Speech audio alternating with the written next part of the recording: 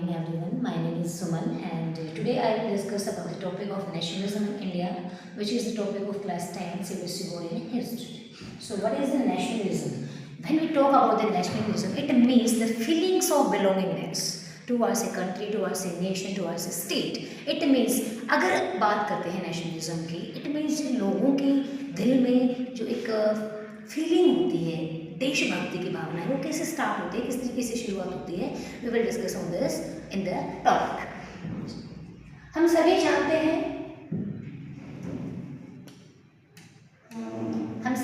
हैं first World war के बारे में 1914 से लेकर 1918 में जिस तरीके से जो दो पावर होती हैं, first one was allied powers, जिसमें ब्रिटेन, यूएसए और जापान, रशिया भी इसमें पार्टिसिपेट कर रहा होता है। ये वाले कंट्रीज हैं, इनको अलाइड पावर्स बोला गया था। दूसरा आता है हमारे Central Powers. In this Austria Hungary Ottoman Empire was the part of the Central Powers. जब दो पार्टीज के बीच में अगर बहुत बड़ा वॉर चल रहा होता है, इनडायरेक्टली ये हमारे कंट्री को बहुत ज़्यादा प्रभावित करता है, because at the time Britain was ruling in our nation. हम सभी जानते हैं 1914 में ब्रिटिश कॉलोनी हमारे ऊपर रूल कर रही होती है, तो ब्रिटिश चाहती है कि उन वाले जो अलाइड पावर है वो विजय हो, तो इसीलिए कुछ बहुत सारे ऐसे स्टेप्स उठाए जाते हैं बाय द ब्रिटिश गवर्नमेंट, जिनकी वजह से हमारी नेशन पर, हमारी कंट्री पर काफ़ी इम्पैक्ट पड़ता है adversely.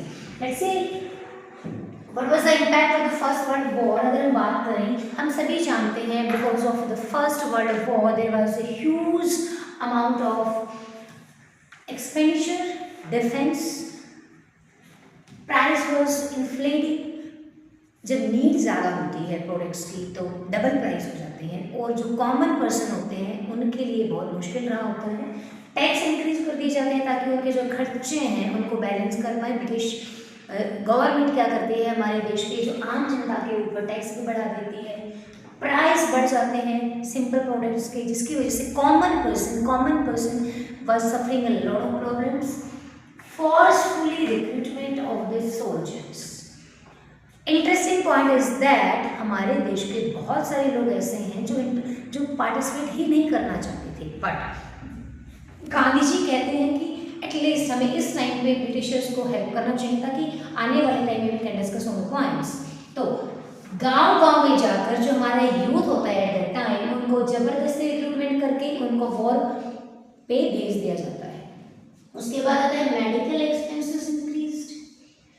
When we talk about the World War, there was a huge kind of disasters. We can say that यहाँ पर बहुत ज़्यादा लोग इंजर्ड होते हैं, बहुत सारे लोगों की डेथ होती है।